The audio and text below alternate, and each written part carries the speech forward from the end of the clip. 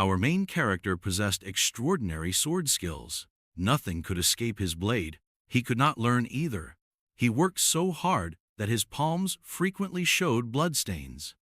He dropped out of high school and spent 20 years developing his knife abilities, rising to be the top swordsman in the nation.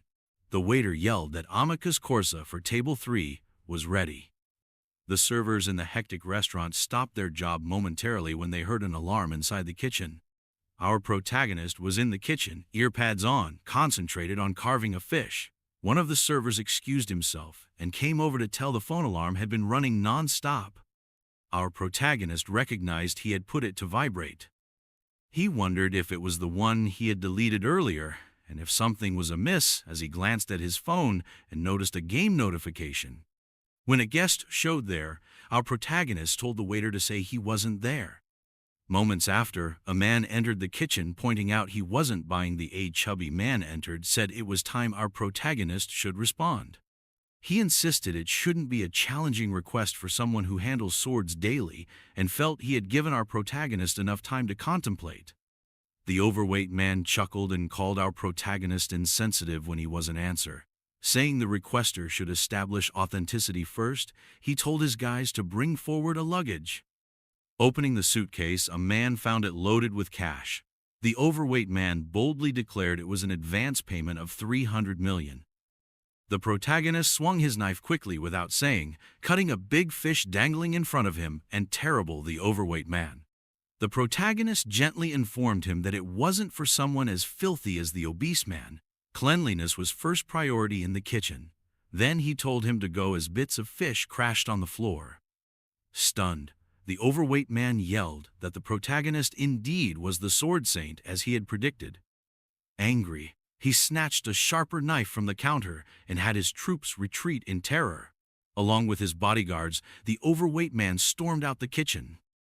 The obese man cautioned the protagonist not to believe he was giving up before leaving the restaurant. He promised he would be back soon. The protagonist was out back smoking later, once the establishment closed. His colleague joined him and said he would have accepted the down payment on the spot if it were him. The down payment was 300 million won.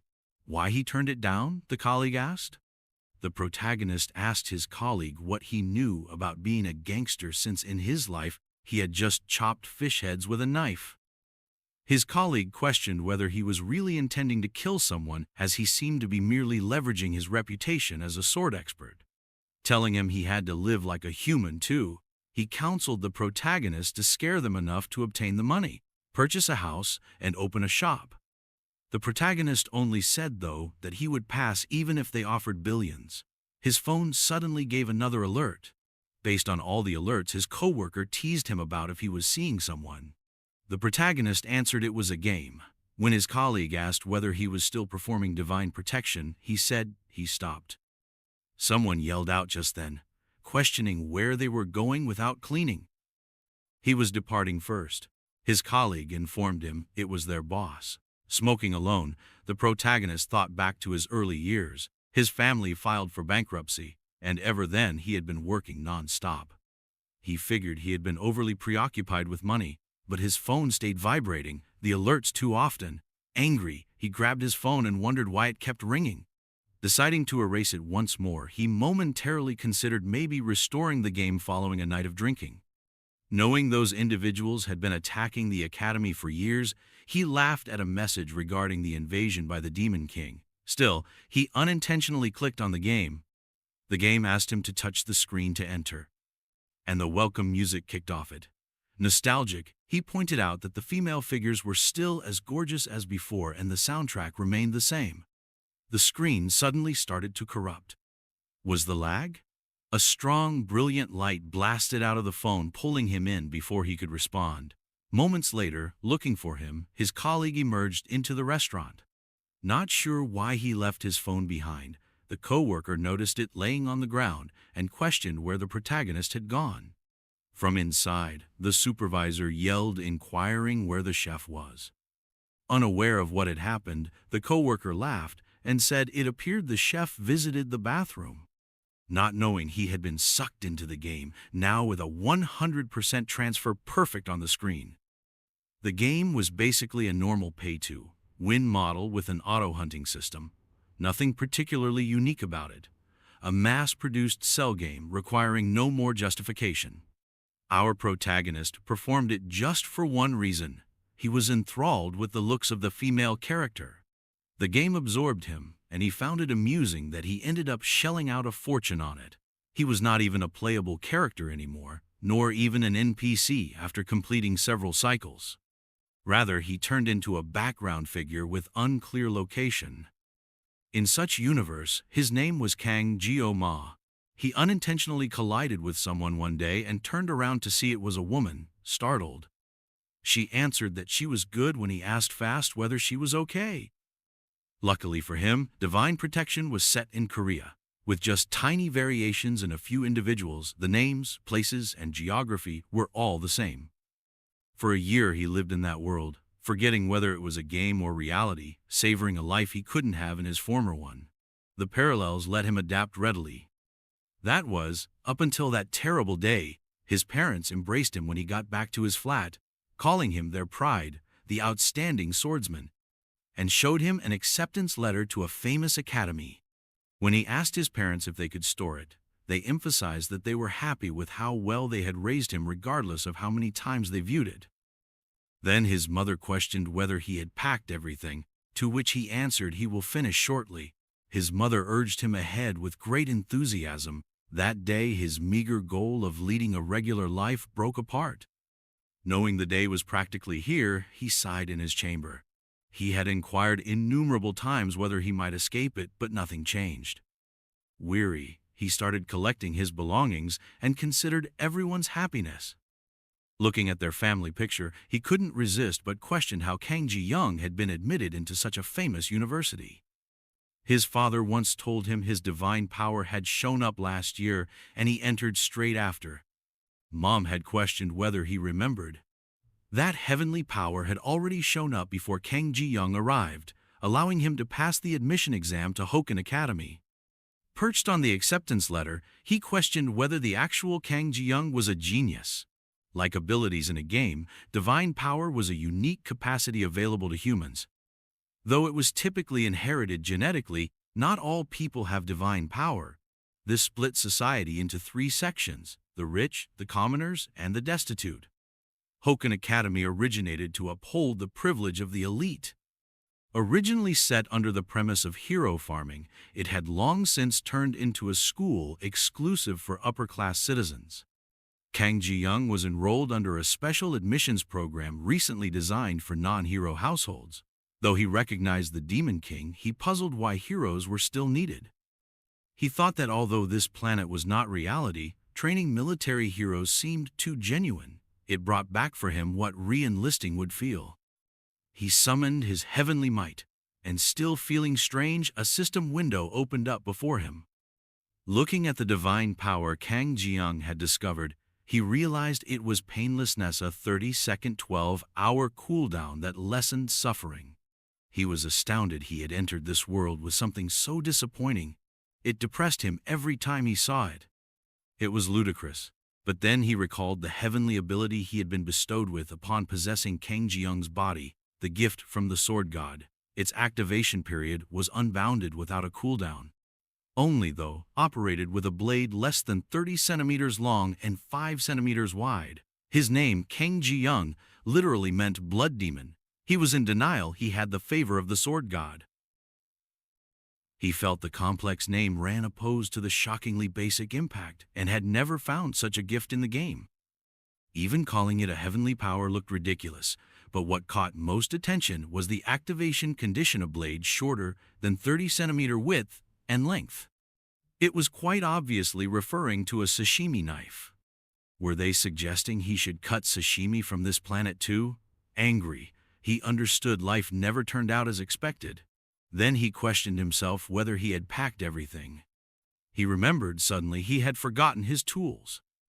Even the lowest grade E-rank weapon cost tens of millions of won in the game. An average C-rank cost hundreds of millions. That made A-rank and S-rank objects riches in and themselves. He didn't want to spend money on something he was being pushed into. He knew the tuition alone was outrageous. The academy needed tools, though, and if he showed up empty-handed, he would come across as poor on the first day. Sighing, he made plans to see Daikso. Recalling his first master, who insisted on using a Japanese sashimi knife worth more than 100 million won, often commenting, "A real master never criticizes their equipment," he got up and left his room. He stood in uniform, perplexedly staring at the teacher on the day of the entrance ceremony, when his equipment was checked. Examining the sashimi knives on the counter, the teacher questioned whether they truly belonged in his arsenal. He answered coolly, "Yes." Thinking it was a hoax carried out by higher-class pupils, the teacher felt he had to set discipline. Then he yelled, asking whether the academy was a joke and whether the student honestly thought a kitchen knife would be a suitable weapon for the class placement test. Still cool, he just repeated, "My weapon." Stunned for a while, the instructor furiously addressed him as student. He gently clarified, nevertheless, he is a unique student from a modest background. His parents must have been quite burdened by the tuition alone. They could not have financed a costly weapon on top of that. When the instructor heard his explanation, he saw the color of his tag, which revealed his special admission student status.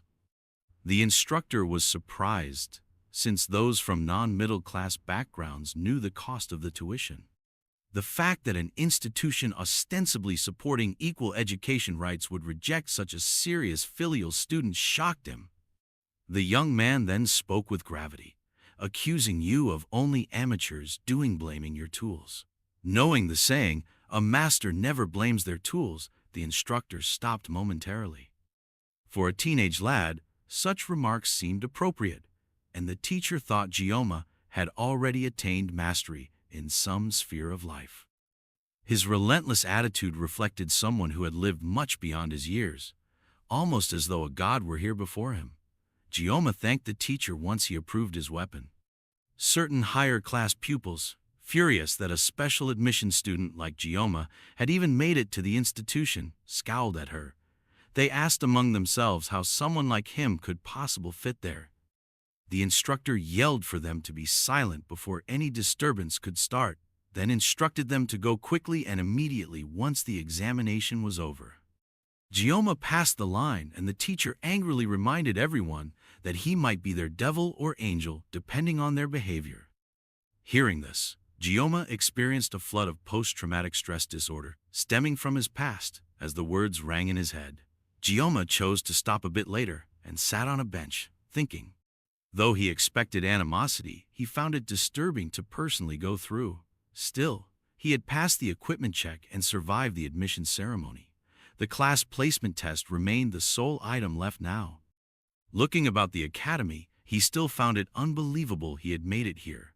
For the following 3 years, he would be attending Hokan Academy, the hero training school. He felt the campus's amazing scale was far more majestic than the gaming images had depicted. Should he exaggerate, it felt like a small village. Still smiling to himself, he experienced surrealism. Something unthinkable back then, he was attending an upper-class school when he had to drop out of high school owing to financial difficulties in his family on Earth. Students were suddenly told to assemble for the class placement exam in the training hall by 1 p.m. Knowing the entry ceremony was completed, he opened his suitcase but also knew the placement test presented the true test. He reminded himself, looking at his sashimi knife, an exam is still an exam, and he will have to become comfortable with it. He understood he hadn't needed a knife since he had arrived in this planet, hence he hadn't used one. Recollections of his master returned, telling him that one cannot ever let down their knives even for 1 day. His teacher had even advised him to hold it through sleep. Gioma laughed, thinking he had learned another one of his master's habits. But he also worried if a year's hiatus from wielding the blade had damaged his talents, despite living by the knife for 20 years. Then he barely unsheathed the knife, feeling its edge. Realizing the blade was in better shape than he had anticipated, a little smile started on his face. Choosing to try it, he completely removed the cover, intending to cut few practice strokes. But a strong energy shot from his palm and swept the whole sashimi knife as soon as the cover came off totally. Before him flashed the system alert, "Weapon satisfies activation criteria." The sword god's benedictiveness comes on. But another message surfaced. The level of the physical body and weapon is too low. As he was digesting that, suppression turned on to start synchronizing. Shock and incredulity drove him to hardly be able to think. All he had done was sketch the knife. Nevertheless, the sword god's benediction had already started to work. The system sent a message, synchronizing totally. "With you may the gift of the gods," he shouted in pain as the blessing of the sword god turned on him suddenly, a terrible surge of force. The energy crawled over his body and hurt so badly. He understood he would die if it carried on. Yet the strength did not end.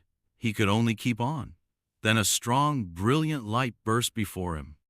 The school he opened his eyes at had broken like glass.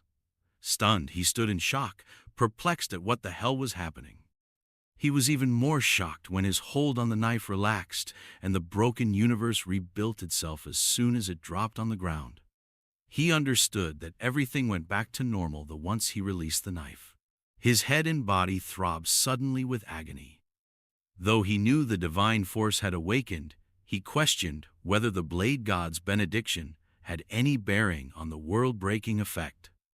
The reaction from the activation was strong, and he knew his godly gift of painlessness could only help with slight muscular ache, not this kind of extreme agony. Realizing that if every activation felt like this, he stared at his shaking fingers and knew the power was useless. Students were directed to gather right away in the training hall by an announcement. He considered if he ought to pick the knife back up. He attempted to calm himself by thinking perhaps it only hurt during the first activation, but he couldn't just leave a sashimi knife laying on the ground. He reached for the knife, wondering whether he would be all right, nervous. He screamed once again when he touched it, and in agony he yelled, "What the fuck is this?" The power surged across him. The professors were socializing, joking, and talking about how much they had paid on their children's entrance while students were gathered in the training hall. One of the teachers pointed out a figure and remarked to another, "Look, Klenge has made quite the voyage." Not far by stood Siegfried von Nibelung, the seven-star hero.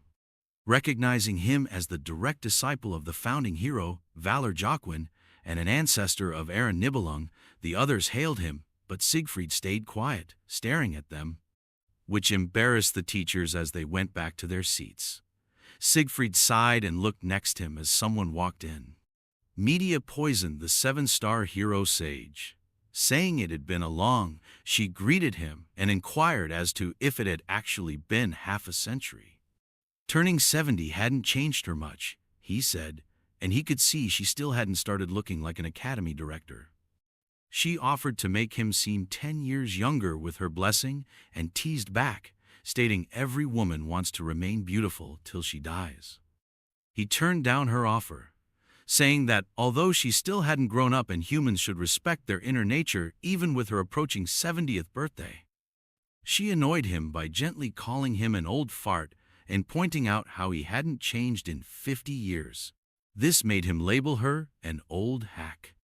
Grumbling that he used to loathe simply breathing the same air as the egoistic bastards present.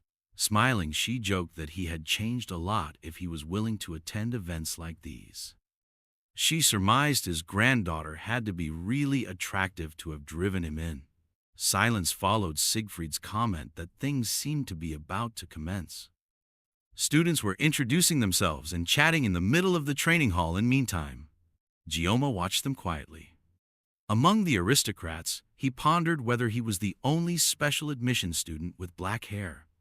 He recalled the students from the equipment check, how contemptuously they had gazed at him. The memories made him feel inadequate and unfit.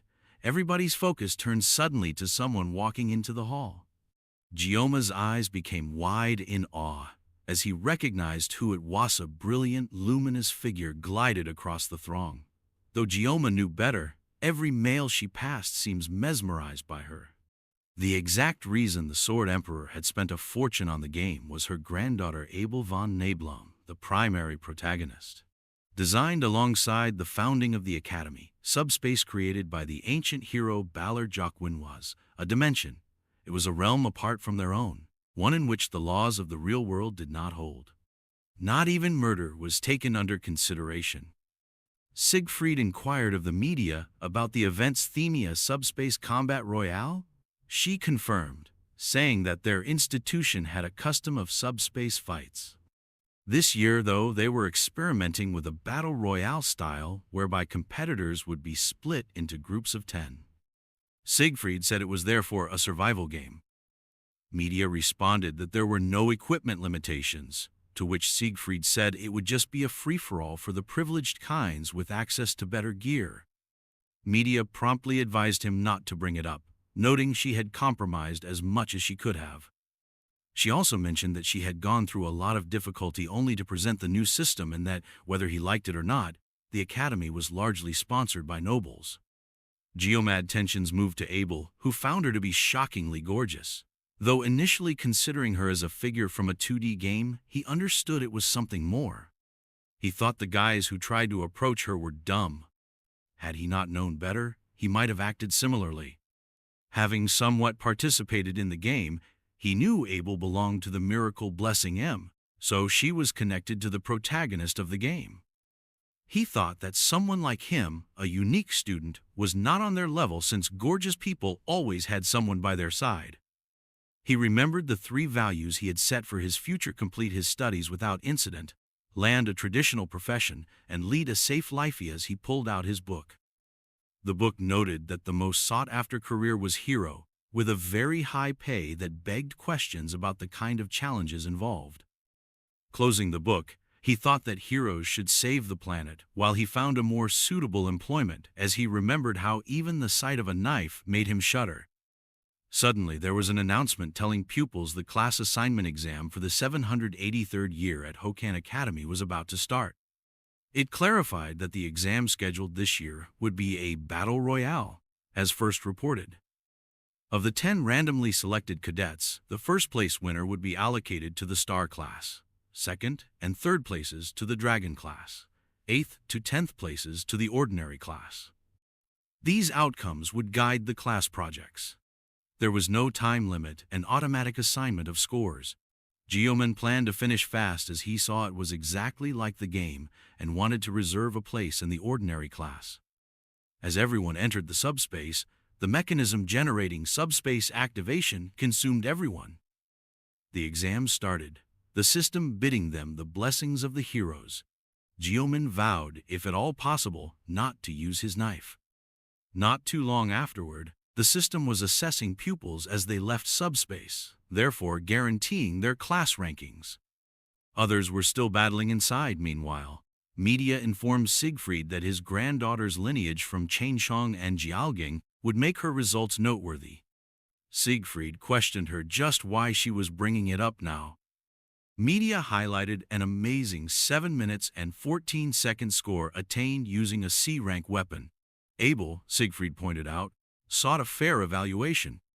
Media reacted that Abel was in the best 10 in Academy history, even though he was a perfectionist about justice. With his pedigree of Nibelung, Siegfried boldly said that this was only natural and stood up, stating it seemed to be finishing up and therefore he was departing. Media told him there was still 1 bunch left. Siegfried rejected them as pig's progeny and fled, declaring he would see her next time.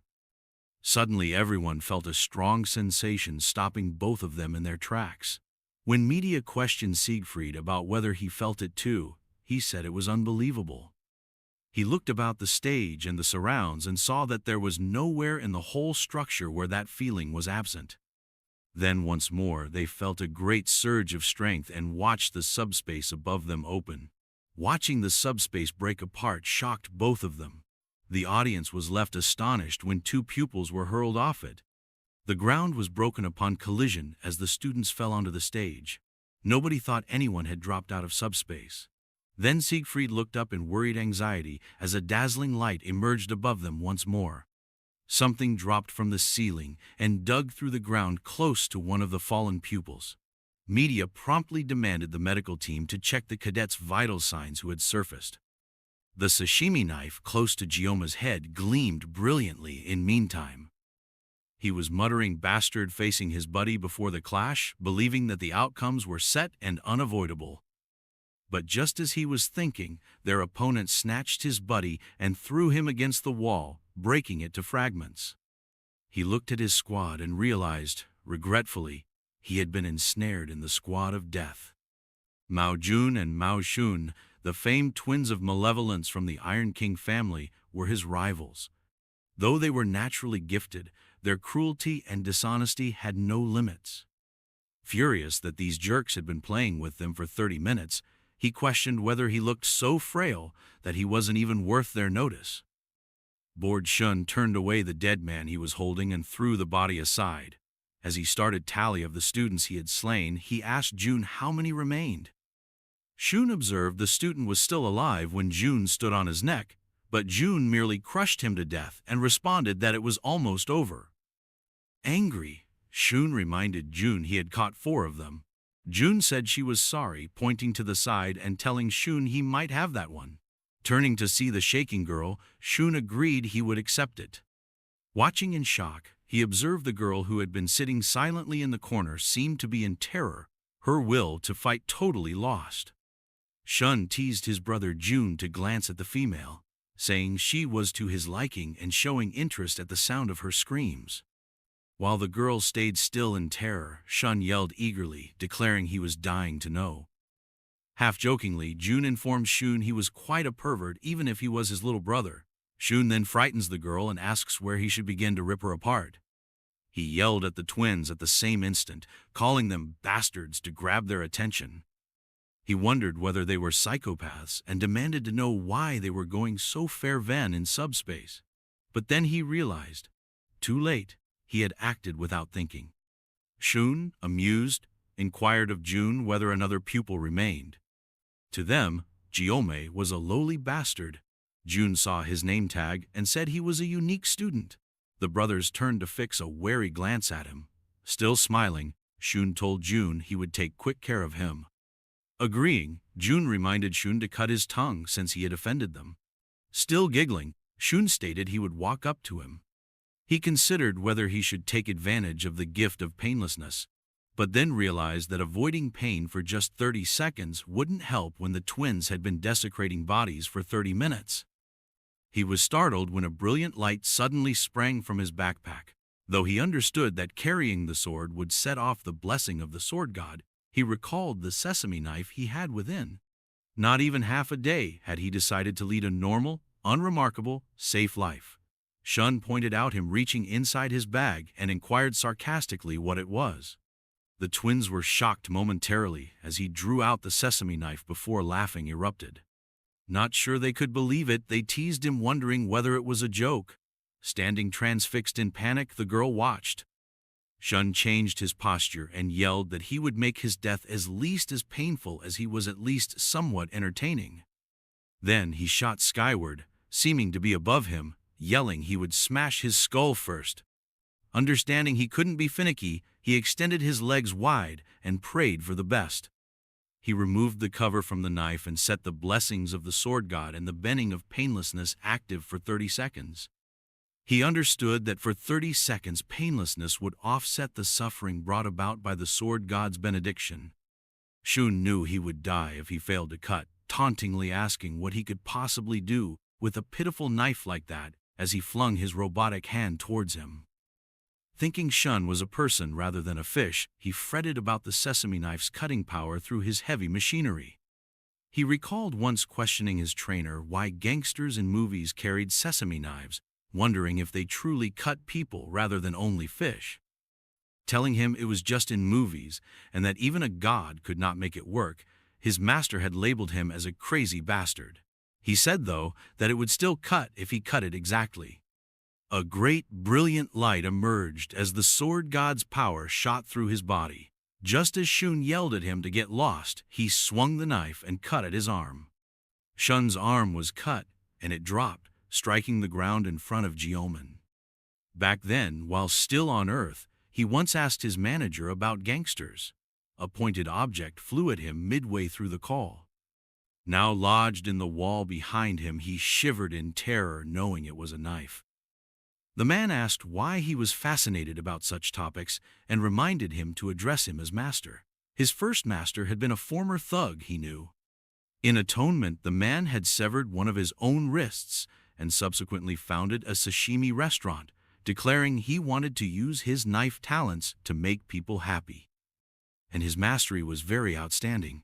Intrigued, he asked his trainer why movie gangsters always carried sashimi knives.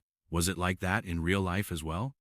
His master answered sternly, saying someone with knife skills should not be posing such inquiries. He said that the skin would contract right away if someone stabbed someone using a wide chef's knife. Then his master inquired whether he felt it would even come out naturally. He said that a sashimi knife, being narrow, could be removed easily and stabbed many times. His master screamed that fish could be sliced, since they laid down motionless, when he questioned why they didn't just cut because they could slice fish. Should they be standing, he would not even be able to cut bread all at once. Then he said, in manga, it always seemed like a neat slice, reminding him to call him master, not boss, and informed him that even if the god of knives were involved, it wouldn't work that way. His master smacked him on the back. But right now, as he slashed Shun's arm with the sashimi knife, it worked exactly. Shun was in amazement, staring at his dropping arm next to his brother Jun, while the girl watched in shocked incredulities. Shun yelled in anguish as his arm touched the ground all at once, causing great suffering. Shun yelled out for his missing arm, begging for aid when he noticed his opponent walking toward him. Shun yelled at him to keep off, stammering. He kept on though, always improving. Now terrified, Shun turned and sprinted, yelling for someone to assist him. Frozen in fear, Jun saw his younger brother try to escape. Jioma moved quickly, precisely cutting Shun's head neatly in half with terrible ease as he approached his brother. Paralyzed by the sight, Jun stared incredulously at his brother's dead head. Driven with both anger and grief, he yelled Shun's name.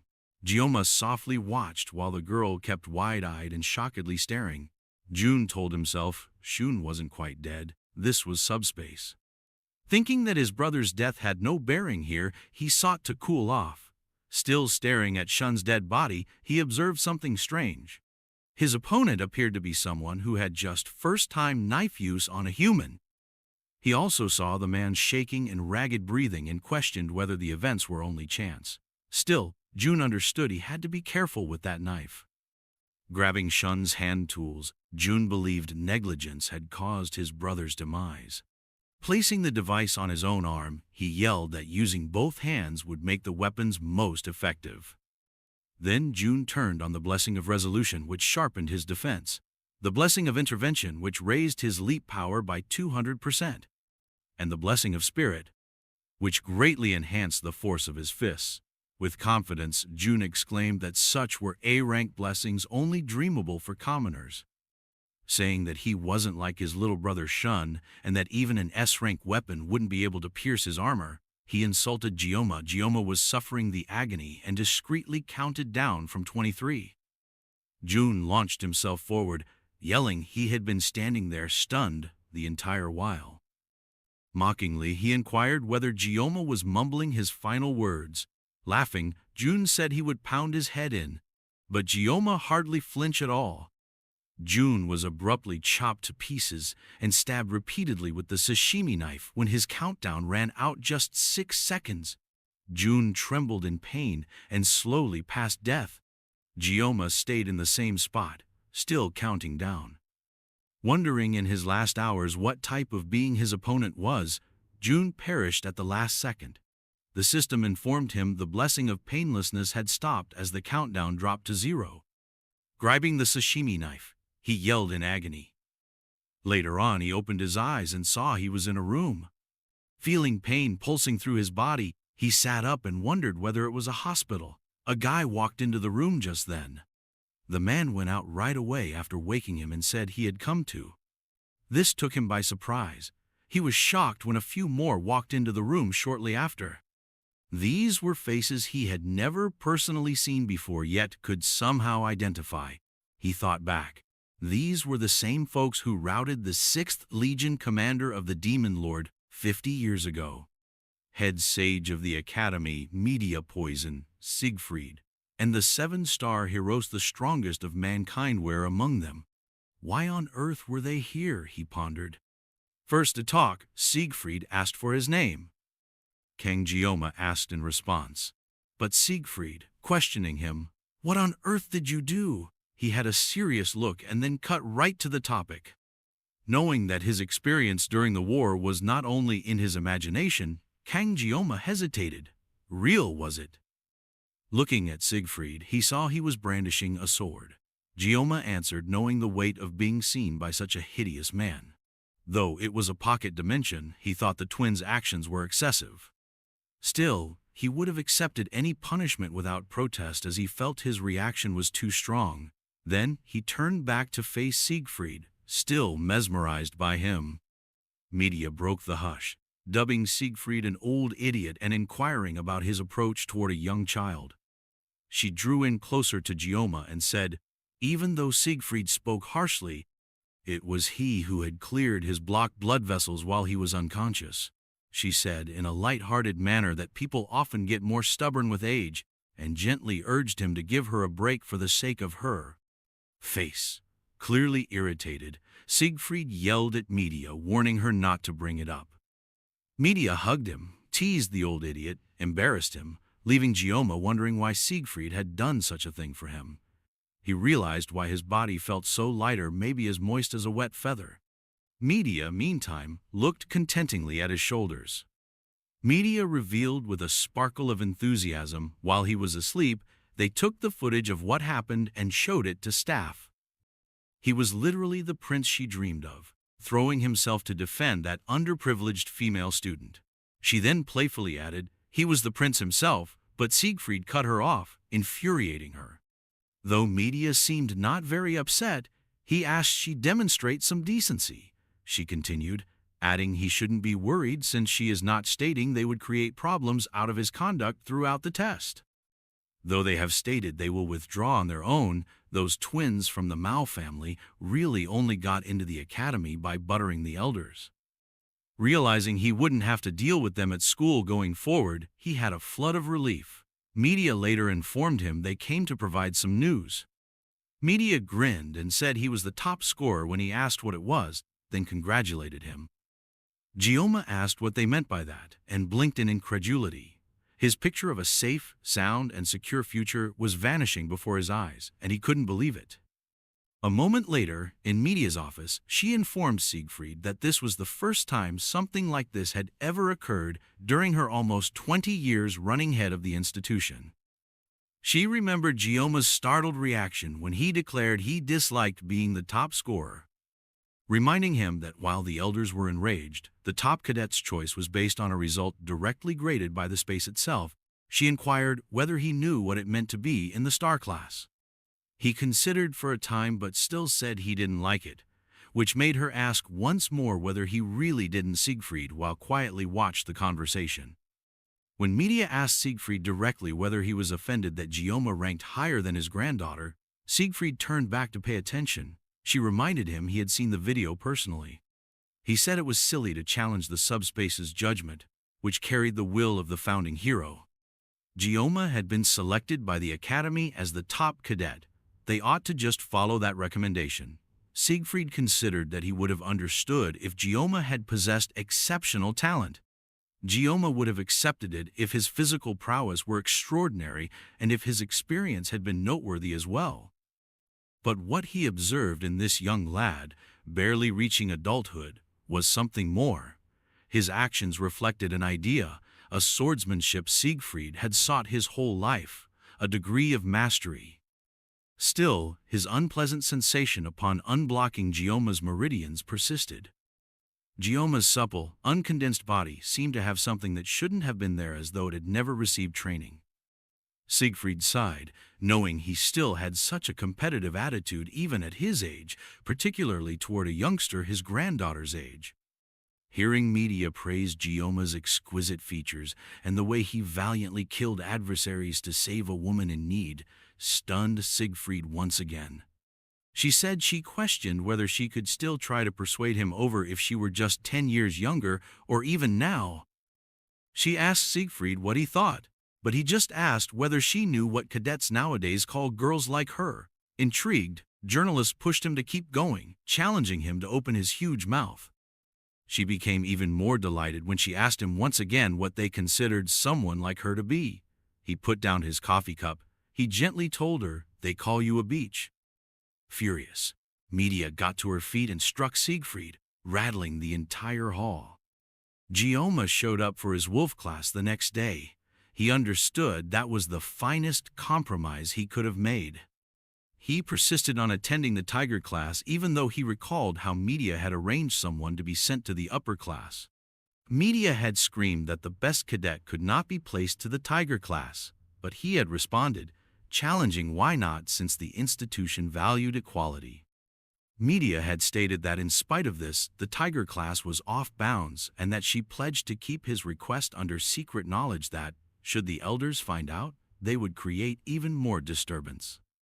Gioma sighed as he unlocked the classroom door, annoyed since his intention had been to quietly finish his education in a lower class free from becoming caught up in the power conflicts of the top levels. At least this configuration still fit his expectations. The door closed suddenly as he arrived, producing a loud noise. Glancing around, he saw his students fixed on him. They gazed for a time, then hastily turned away from his name tag and went back to their regular activities. He considered himself as he made his way to his seat. They ought to be continuing to ignore him as he wanted. He was astounded to find everyone entirely ignoring him when he at last sat down. He reasoned that Master Media had kept things under cover. Relieved, he joyfully pulled out his book, considering that being a loner has advantages and perhaps this was a good thing. He heard someone approaching, though, as he started to settle in. Looking to his side, he spotted the subspace exam girl. She gave him thanks for what he had done back then. He realized he didn't recall her as he softly fixed her. She swiftly reminded him she was the exam girl. She was using such formal language while they were the same age, which seemed strange to him. He responded that there was no need to thank him since everyone would have done in such circumstance. He felt hypocritical even though it appeared he had saved her since he knew deep down he was really trying to survive. Then he introduced himself as Kang Gyo-ma, noting that they had not correctly greeted each other. She answered with her name being Chloe. Though startled they landed up in the same class, he stated it was good to meet her. She greeted him in turn, and he silently questioned her actual identity. He had gone through much of the narrative of the game, but he couldn't identify her name. From what he knew, the final phases of the game concentrated on the fight against the demon tribe. Hence it was surprising to meet a new character now. Then he understood Chloe might be simply a background actor, just like him. She agreed right away when Gyo-ma requested whether she could keep what transpired during the exam under secret. She was about to say something else when a teacher walked in yelling everyone to take their seat. Chloe nodded as Gyo-ma informed her they might chat later.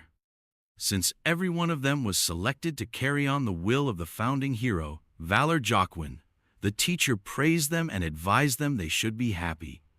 Presenting himself as Lee Wanbin, the wolf class's principal teacher, Lee told them to get dressed in their training gear and meet at the training ground in 30 minutes, as it was their first day, and they would start with some basic physical training. Lee said it was basic 100 push-ups, 100 sit-ups, 100 squats, followed by 10 circuits around the training ground, when one kid asked what the workout would be. Then he yelled for everyone to assemble and change, to which they all said resounding yes.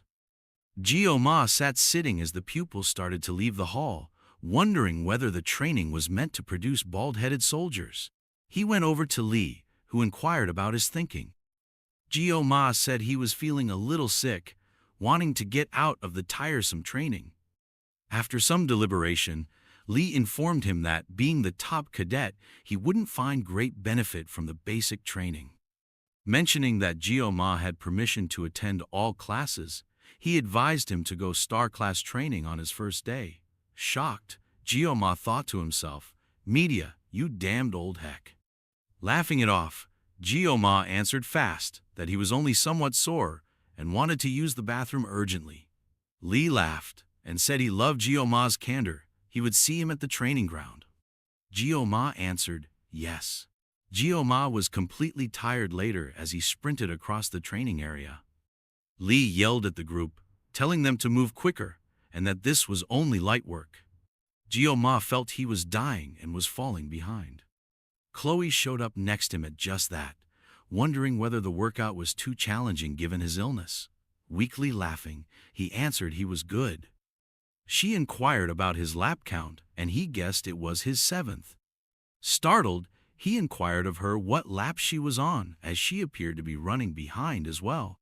She said, shocking him, that she was on her 6th lap. Then she urged him on, yelling he could do it. Before accelerating, Geo-ma was tired and hurting. Days later, empty water bottles covered surfaces and floor in Geo-ma's apartment. He cursed, hungry, slammed another one down on the table. 1 week into academy life, he had run across an unforeseen challenge. He had hurried to the counter at the cafeteria, yelling he was hungry, and quickly ordered a pig belly rice bowl. Still, the cafeteria lady fixed her eyes on the meal ticket box opposite him. It was then he understood the food was not free. Embarrassed, he promised her he would pick the ticket straight away and asked whether she could make the dinner ahead of time.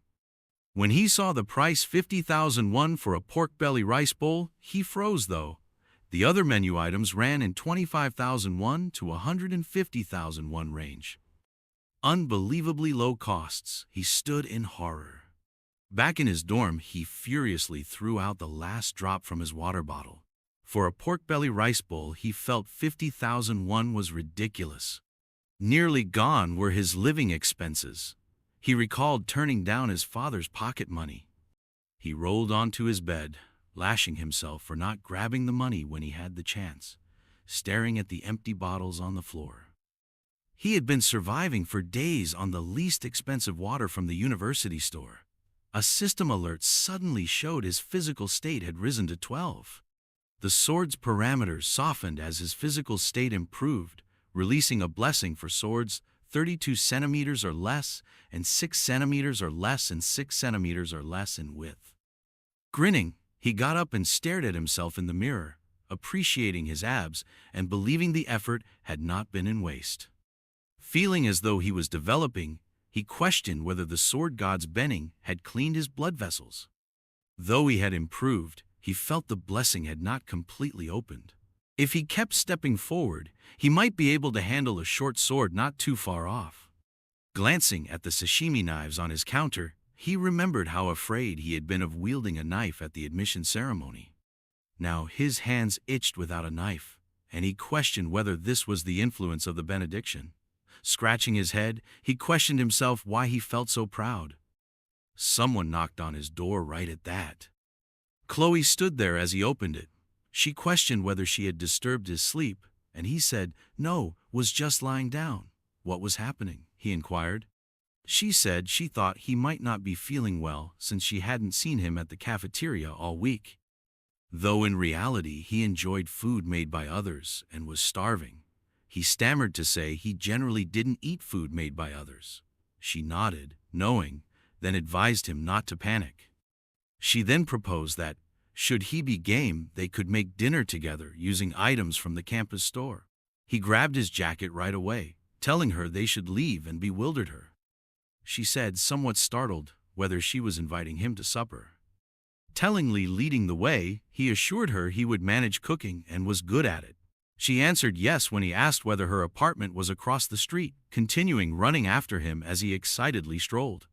Chloe later told her roommate in her dorm how great the cuisine was. Grinning, Geo-ma remarked he was happy she enjoyed it, admitting she had only boiled fish and never dreamed she would get to taste cuisine like that. She praised him on how fast and deftly he had made the dinner. Happy, he silently fixed the empty dishes. She had consented when he earlier asked whether he might inspect her refrigerator. He found it loaded with fish when he opened it. She clarified she came from a coastal region, which made sense to him. Realizing he was yearning to cook once more, he grinned.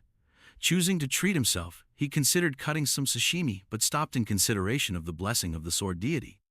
Glancing at the counter's kitchen utensils, he questioned whether she possessed a longer knife. Chloe was perplexed, but she understood once he said his weapon resembled those types of swords. She handed him a knife and inquired whether it would work, but he chose to keep with the kitchen knife. Taking the knife, he decided to finish in 30 seconds. Turning on the gift of painlessness, he concentrated on the sushi and recalled that he had once been the top swordsman in the nation. In 21 seconds, he turned on the blessing of the sword god and sliced through the fish. He scaled the fish, split the bones, cut off the intestines, and filleted the meat at that period. He was glad he still had his talents, as the outcome was so flawless it felt like a masterpiece. Chloe inquired about his cooking prowess, and he said he used to work part-time at a Japanese restaurant. Surprising him, she then inquired about what a part-time job was. She said she didn't know what it was when he inquired. He explained to her their different position would help to explain the uncertainty, and there was no need for an apology. Changing the topic, he told her he was happy she ate the food. She nodded contentedly and offered to help clean since he had made it. He left her to it after thanks. She hurried to the sink, and he went to the window to gaze at the moon, feeling full and content, singing to himself. But he was disturbed by the sound of plates breaking, then Chloe's several apologies. Remembering when he had been her age and performing the same housework, he questioned whether she had ever done the dishes before.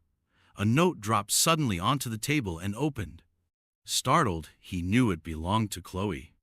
He assumed she was just like any other girl her age based on her round handwriting and adorable stickers. He meant to close it, but the air opened it and showed an entry. His name was Gio Ma. He read that the person who saved her during the test turned out to be in her class. The entry claimed she didn't know how to approach him, and her heart surged every time she saw him. He grinned, thinking it was adorable, then realized this was the reason she hadn't been able to chat to him earlier. Investigating, he turned a few more pages. When he came onto a page written repeatedly, "I love him," his eyes sprang wide in disbelief.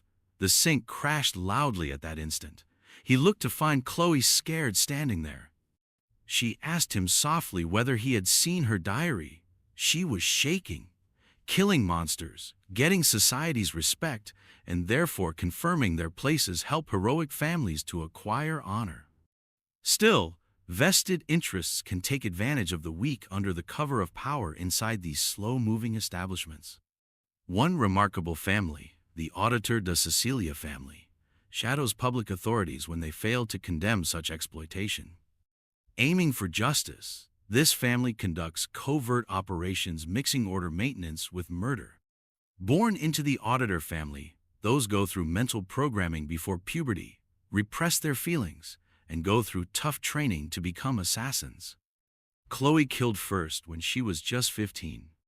She had been shocked to see a guy hooked to a pole, but the elderly man by her side pushed her ahead and handed her a sword, therefore enabling her to inflict the killing blow. Later, he cautioned her not to discount her assassin skills. She had heard these phrases often even before she was 25. Her mind was distorted by continual training, which also threw a great darkness over her heart. Chloe was ready to enlist at the Joaquin Academy by the time her sense of self had faded to only pieces of feeling. Due to a long-standing custom and an agreement with the Academy, members of the Auditor family, despite their extraordinary skills, were always assigned to the common class at the Academy based on individual ability. Though the Auditor family lived in the shadows, their abilities were much above those of the Dragon class. Her grandfather had told Chloe to go unseen. Her personal freedom was lost under the family's rigorous control, which also compelled her to pursue an assassin's career. Believing that nothing would change regardless of what she did, she silently complied. She believed, at least until she met Gio. Though it wasn't actual in that space, Chloe first experienced death during the subspace battle royale. She was not terrified even though the circumstances were dire. Long since she had accepted her fate, she confronted death coolly, free from struggle. She witnessed Gio battle though, and something changed. It seemed as if a storm had split apart to let sunshine in. She had never felt the need to use her blade for someone else before. It was more than just obligation. Geomaze will set something warm within of her motion. She remembered a fairy tale she had surreptitiously stored under her bedside in childhood. It starred a prince saving a princess from a castle. Her face flushed as she understood the Lincoln alien sensation coursed through her chest love. Geomay was grumbling under his breath in the present, observing Chloe seemed lost in thought. Trying to relax, he laughed nervously, but her quiet and unflinching stare simply made him more uneasy. He knew something had gone wrong, wondering if it had been when he naively went out to supper with her, or when he first noticed her sensitivity. Geomay tried to save the evening by making a courteous remark, meant to diffuse the tension, but she stayed fixated on him. He thanked her for the meal, getting ready to go, but her eyes stayed on him, and she inquired whether he had noticed it. Confused, Geomay questioned her meaning.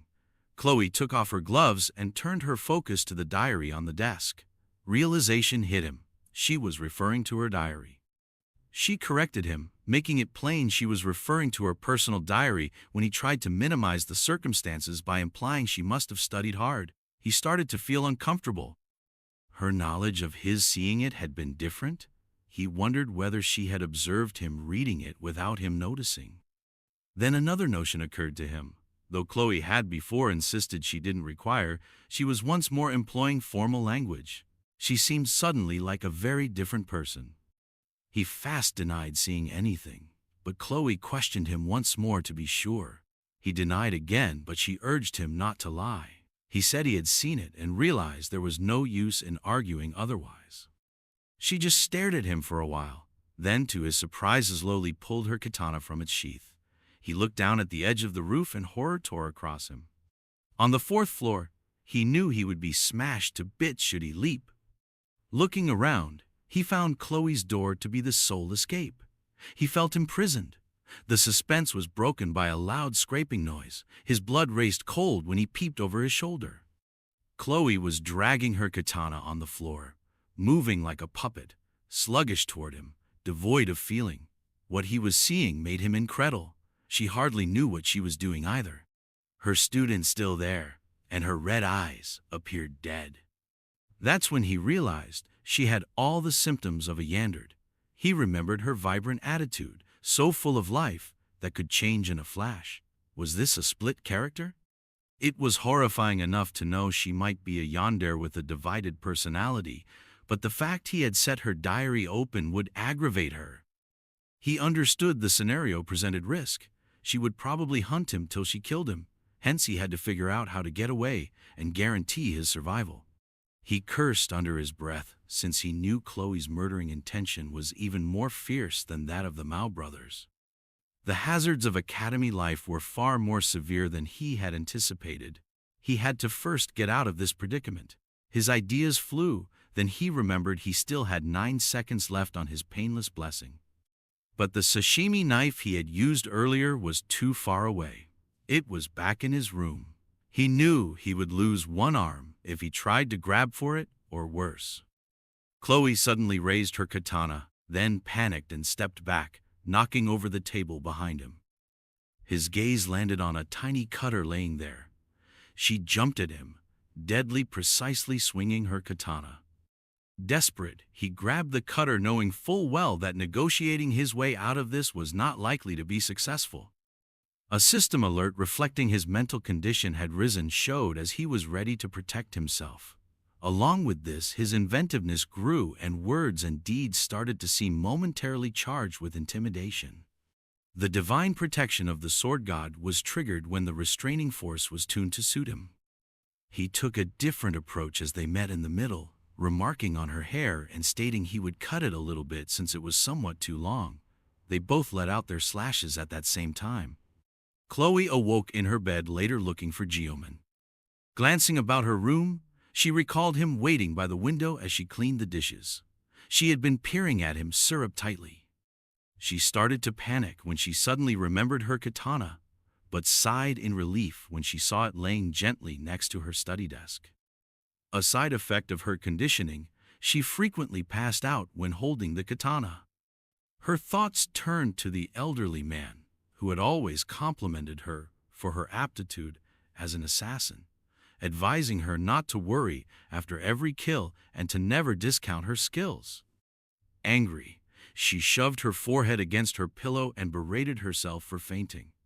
Embarrassed, she considered Geoman and wondered whether she had said something unusual when she passed asleep.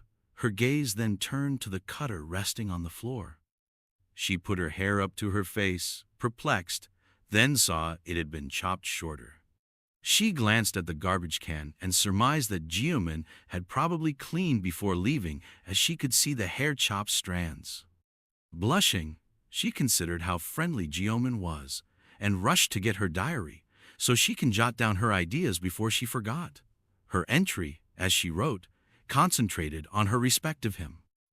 Geoman was outside the dorm struggling and throwing up by the path. Though he knew he had pushed his blessing too far, going 5 seconds beyond the 9-second limit, which left him physically sick, he was happy to have survived the scenario with Chloe. He tried to stifle the nausea, but it was useless. He subsequently passed everything he had eaten for dinner. He felt the hunger come back while seated on a nearby bench. His whole dinner had vanished. Geoman considered Chloe and her talents while he gazed at the moon. Usually swordsmanship is about striking powerfully to finish a fight, but Chloe fought differently.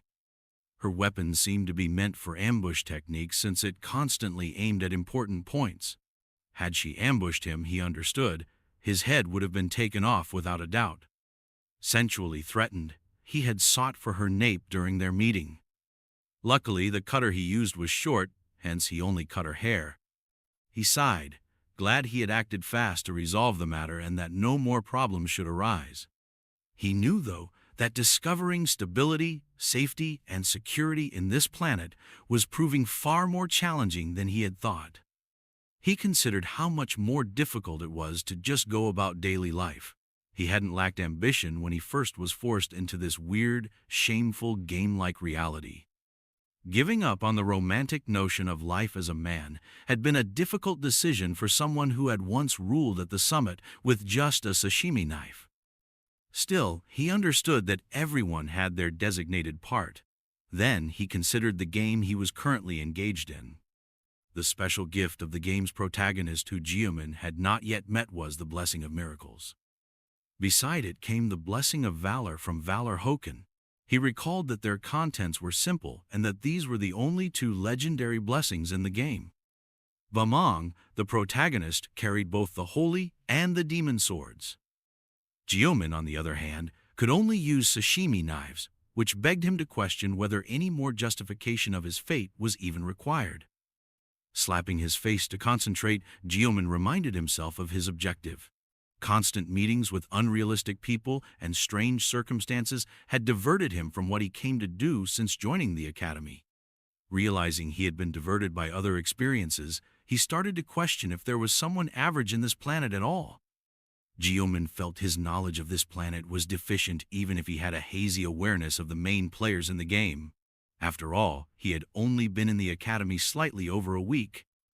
The narrative of the game claims that the main character's blessings were due to activation shortly.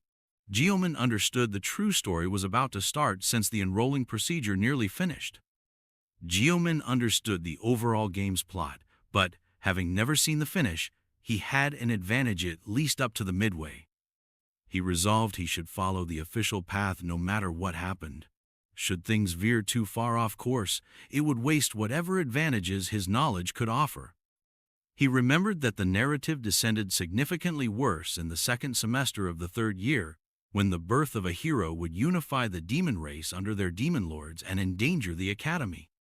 This would lead to a full-scale battle between demons, and he remembered the usual cliché fantasy plot, and, as someone who had once craved a charming, youthful life he never got to experience, he had uninstalled the game midway through.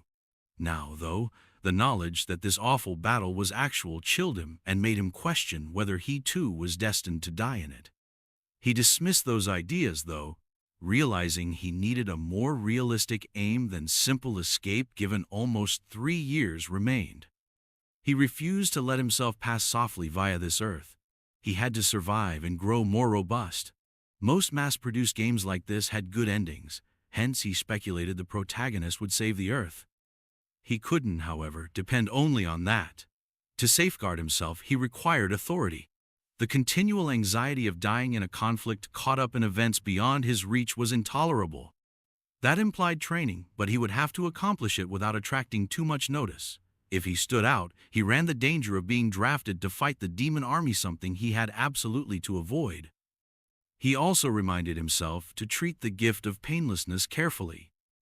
Although he grabbed the sashimi knife out of need, the blessing strained his muscles too much. A system alert detailing his blessing showed up, and although the performance looked good, he wasn't sure how to evaluate the lot of fresh data. He concentrated on the numbers, noting that his weapon, mental, and physical scores seemed to match his degrees of development. His eyes rested on the assimilation rate. But the system restricted his access when he tried to find out what it signified, therefore stating that requirements had not yet been satisfied. Right now, it seemed irrelevant. His physical training came first, and he wanted a new weapon. He also had to train with swords that didn't fit the criteria for the sword god's blessing. Depending just on the gift of painlessness for 30 seconds wouldn't work forever. The midterm tests would be replaced by real combat training next month. The murasame, a B-rank sword, would be the incentive for performing very well. Gyoma knew he would get through graduation if he could manage it deftly. It wouldn't strain him as much as his main weapon, as its specifications failed the activation requirements for the sword god's blessing. Gyoma was startled to realize he had more to do than he had assumed, and then heard someone shouting his name. Turning, he noticed Abel seated in her place just next to him. Shock frozen him. He stared at her silently. As he battled to answer, sweat poured down his cheeks. For a moment he found himself unable to move. Abel snapped him out of his trance by asking whether he could change little. Embarrassed, he turned aside, perplexed at why he had been staring so blankly at her. Abel advised him he only needed to create some space from the bench, not to totally leave it. He complied, still struggling for words. He asked softly what her spot signified. Was not public property used for benches? Was this about the academy's class structure? Though it was embarrassing, he vowed to stay away from Abel. The heroine, as he knew involving her, would only complicate the primary plot. He cursed silently, though, as he saw her lips. She was truly gorgeous. When Abel said the location provided the best perspective of the stars, he was astonished. He didn't reply right away, still fixated on her and attempting to match her look with the Abel he had seen on the game. He was uncomfortable remembering Abel as the granddaughter of the Sword Saint and the challenging-to-approach love interest for the protagonist. Surprising him, Abel then inquired whether his weapon was also a sword. She said her grandfather had informed her when asked how she knew. She said that swordmasters had a particular look in their eyes, and Gyoma felt his face heat as she fixed on him. She then passed her sword to him so he can grip it. He grabbed it and remarked it didn't feel especially weighty. Abel sulked in response, turned away, left Gyoma wondering whether she was indeed offended. Abel was more difficult than he had thought. Was this indeed the same Abel he recalled from the game? Turning back to him, Abel asked whether he knew her name. Though there was no one student at the academy who wouldn't know who she was. Gyoma questioned if Abel was being suspicious of him. He said vaguely, "I know her roughly." She didn't know him at all, though, which made him uncertain of what she wanted. She said it seemed unfair for him to know her name given she had no idea who he was. Abel gently hinted that he might be a demon lord spy masquerading as a student, slipping into the academy, when he paused. She persisted after all, and it seemed as though he was seated there alone at that hour for no other reason. Her remarks left him wondering what she really meant, but before he could question, she lifted her blade at him, astounding him. When he tried to reinterpret the question back on her, asking what she was doing, Abel just said she had been training and working out. She pointed at him and inquired what kind of workout he had been doing. Flustered, he claimed he was working on breathing, which momentarily stunned and perplexed her. Gioma saw cuts on her hands as the discussion changed. When Abel realized he was noticing, she immediately covered them behind her back.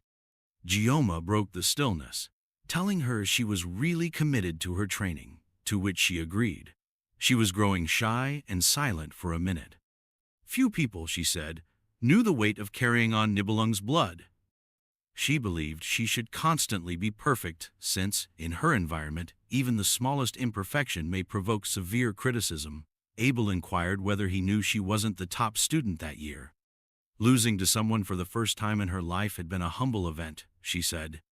She thought it invigorating, though, in a different sense. Still, she wanted to know who had beaten her and vowed to bring them down the following time they crossed paths.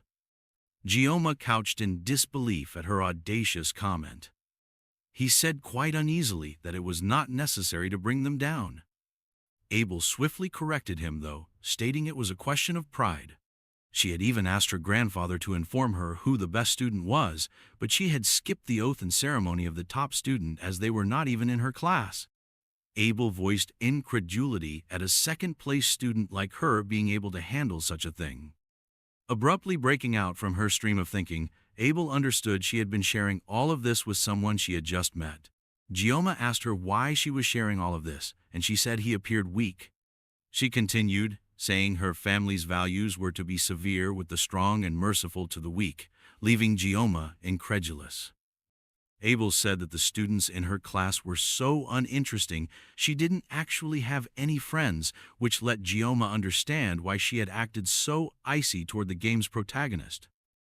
Abel rose up, stretched her body, told she should head inside, and waved him farewell. She turned just before leaving and yelled, wondering when he would tell her his name. He said he didn't want to, which infuriated her, and she yelled at him as she left. Gioma sat in class the following day, musing over how his academy life had been flowing naturally and steadily. He maintained a low profile, particularly in relation to Chloe, who had fit in perfectly and even formed friends. Conversely, he avoided looking her in the eye out of anxiety, still rocked by their last meeting. Sometimes when their eyes locked, Chloe's new buddies would gaze at him frigantly. Still, the contemptful looks didn't really trouble him anymore. After all, he wasn't the only outstanding student in the Tiger class, simply too few of them, and for some reason the other great students were generally reluctant to stand out. Gioma surmised this resistance resulted from a kind of inferiority complex. When he thought back on his choice, he felt relief at not selecting a better class. This was the period when students in the Star and Dragon schools started creating factions and using aggressive political wrangling, something that even made Gioma's head spin when he considered it. Back when he was playing the game, the curiosity had been sufficient to make anyone's mouth wag. As a commoner, the thought of being allocated to the upper classes was terrifying. Gioma grinned at the black card he was holding, happy he was at last eating healthily once more. Remembering how media had handed him the card which was meant to be his reward for being the best student, that considered what he should have for today's dinner. She had apologies for the wait, and now Gioma felt thankfulness. He thought the degree of favor he had gained was so tremendous it almost justified 3 times daily bending in front of the headmaster's office as he gazed blissfully at the black card. In heart, he truly thanked journalists for the first time. Gioma asked whether he was faithfully carrying out his student responsibilities. When he thought back on his activities thus far, he felt successful since he knew he had not done anything to tamper with the key events. This led him to conclude that he might just reach the future he dreamed for himself if he could keep like this for the following 3 years. Their teacher later in class covered the background of the First Demon War, which had erupted 700 years ago. Forecasting the necessity to raise the next generation of heroes, the hero Valorhoken founded the academy alongside his 7 students. Gioma felt sleepy, even though the lecturer underlined that this section will be on the test. He barely recalled the specifics, remembering Valorhoken had battled Lycan, the first Legion leader and right-hand man of the Demon Lord. Valorhoken came out triumphant after 20 years of bloody conflict, but he lost an arm and could not fight anymore. he paid enormous personal cost. There was no obvious winner on any side, hence the war had been merciless. Luckily, a ceasefire was achieved, and Hoken founded the academy to equip next hero generations.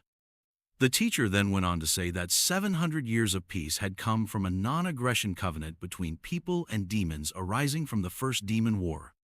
One student inquired whether they would witness another war in their lifetime, but his companion jokingly said he was more concerned about what he would wear to the party tomorrow. Though none else seemed to know it, Gyoma sensed that the end of this protracted peace was rapidly nearing. Though Gyoma knew otherwise, everyone had grown so used to calm that it seemed natural.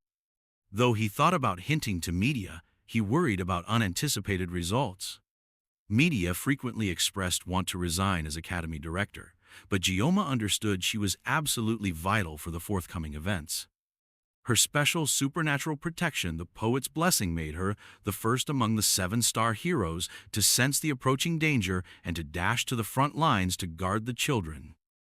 Gyoma hadn't gotten that far in the game, but he recalled reading on Kumuiki that media would be the first of the 7-star heroes sacrificed by the army of the Demon Lord. Seeing it online hadn't really bothered him back then. He had just considered it as yet another gaming occurrence.